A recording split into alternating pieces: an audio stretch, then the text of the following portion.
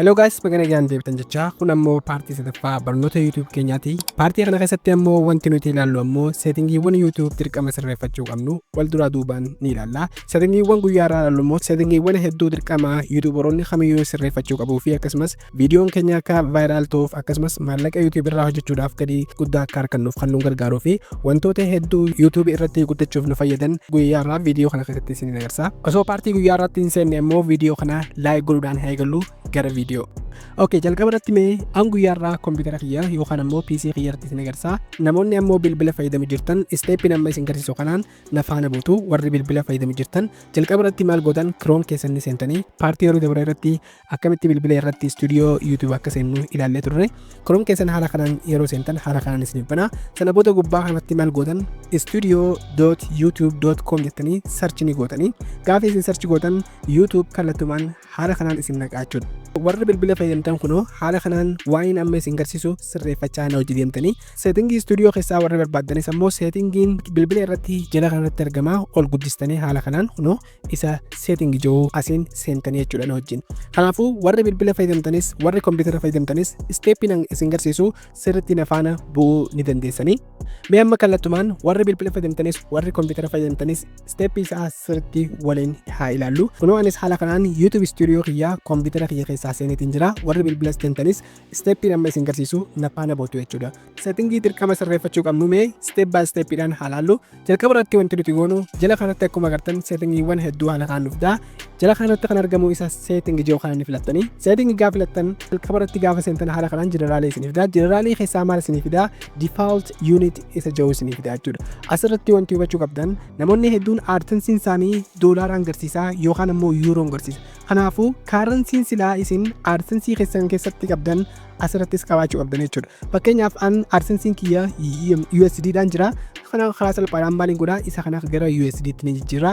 Yoo isin ammoo yuuroodhaan barattanii jirtan yookaan ammoo AdSense keessan irratti yuuroon yoo isin garsiisee jiraate maal gootan isa kana ni filattanii sana booda yuuroo as keessaa currency silaa achirra jiruun walitti ni qunnamtanii ni qunnamsiifattan jechuudha. Fakkeenyaaf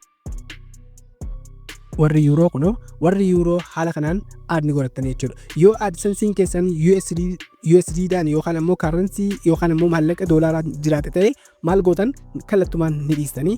Yoo ammoo AdSense keessan yuuroodhaan ta'e kallattumaan maal gootan gara yuurootti jijjiirtanii jechuudha. Haala nama isin garsiise kanaan. Innis maaliif isin fayyada? Fakkeenyaaf gaafa isin yuuroo dalaydan achirratti wanti isin garsiisu maallaqni keessan kallattumaan gara AdSense keessa deemuu exchange barbaadu jechuudha. Kanaafuu karaa salphaan AdSense keessan keessa isiniif gala jechuudha. AdSense keessanii fi YouTube keessan currency gosa takkaan walitti hidhamee jira. Haala nama isin garsiise kanaan komentii irratti na beeksisuu hin dagatinadha. Settingiin jalqabaa nuti sirreeffannu settingii isa kana. Inni lammaffaan ammoo isa channel joo kana ni seenna. Channel gaafa filannu settingiiwwan hedduu haala kanaan nu fida.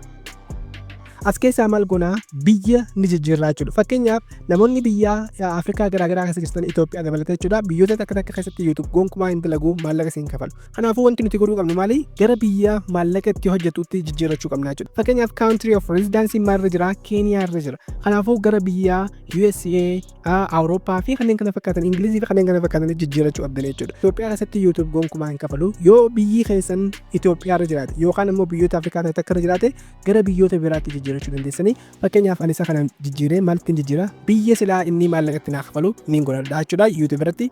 Amma booda maali? YouTube watch hawariin subscribe fi seerri isaa hundi isiniif ergama jechuudha. Kanaafuu biyya isin keessa jirtan irraa gara Ameerikaa gara Awurooppaa godhattan baay'ee bareedaadha. Isa kana ni jijjiiratanii.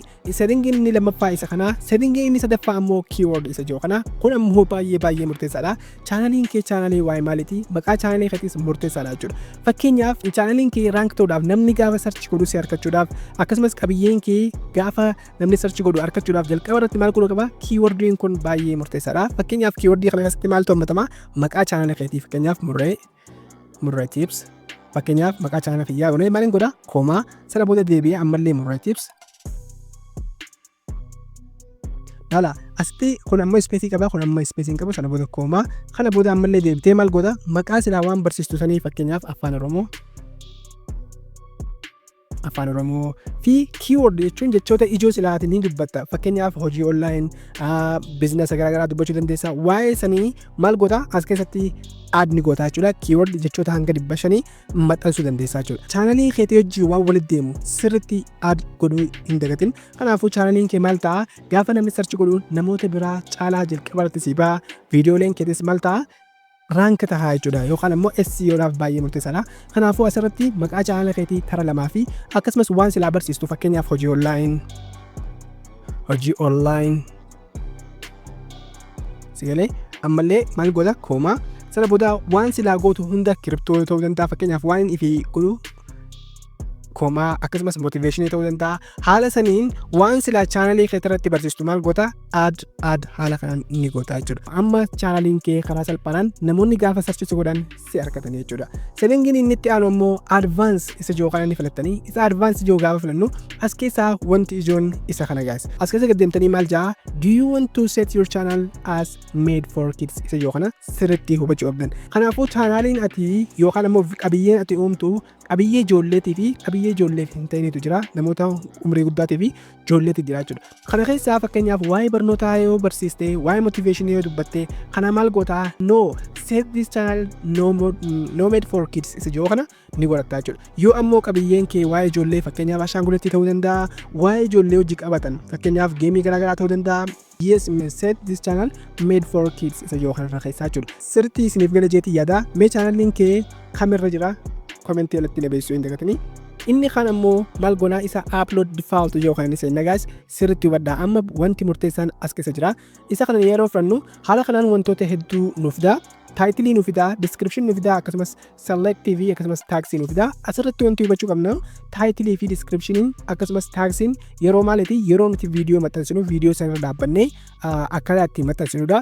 Paartii itti aanu keessatti gaafa viidiyoo akkaataa itti maxxansan barannu karaa salphaan isin agarsiisa. Wanti isin amma fookasii irra godhuu qabdan takkaffaan isa visibility ijoo kanaa jechuudha. Visibilityin kun baay'ee murteessaadha. SEOdhaaf baay'ee murteessaadha. Namoonni hedduun viidiyoo erga maxxansanii kallattumaan maal filatan public yookaan ammoo viidiyoon isaanii nama hedduu biraa akka ga'u ni filatanii. Kanaafuu maal godhuu qabdan isa kana visibility kan ni filatan wantoota sadii jira public, private and unlisted jira.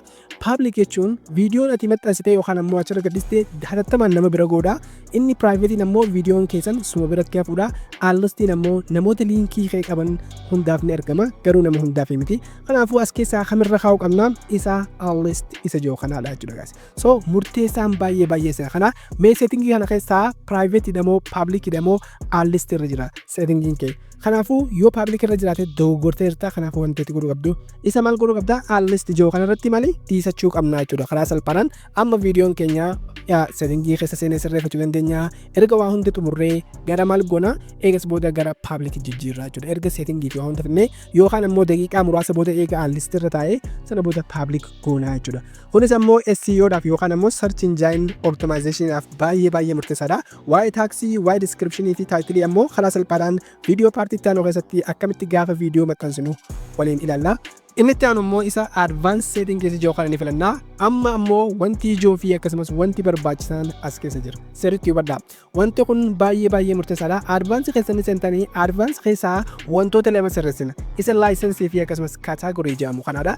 Inni jalqabaa license kan jiru ammoo wantoota lama nuuf fidaa standard YouTube license fi creative commons attribution isa jiruudha jechuudha.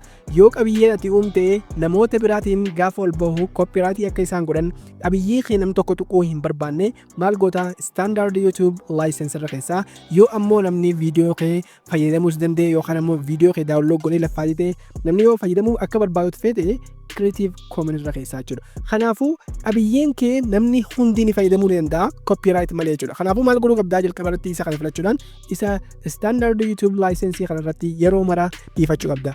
Gaafa isa kana gootu ammoo qabiyyeen kee copyright suma qofaaf hayyamamaa jechuudha maxxansuu yookaan ammoo ol baasuun. Kanaafuu settingii kanarraa maaltu ta'uu qaba standard YouTube license irra jiraachuu qaba. Inni itti aanu immoo categoryidha. Wanti kun ammoo baay'ee murteessaadha.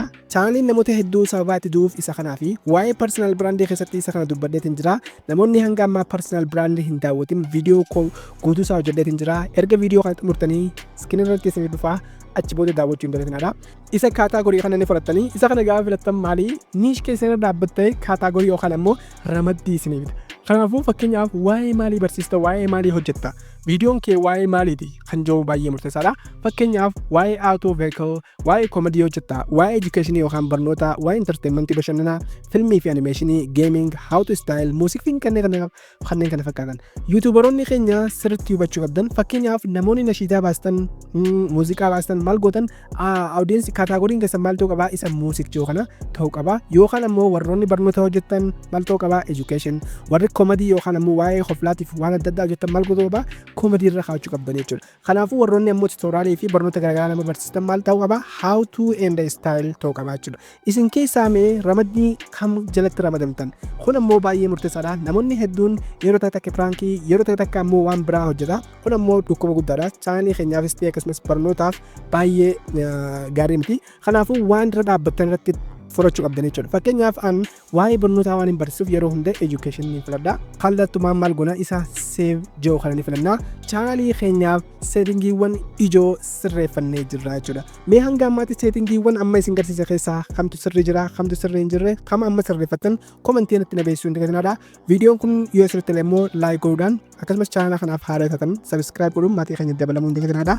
Waan daawwattaniif baay'ee galatoomaa. Paartii itti aanutti wal agarra.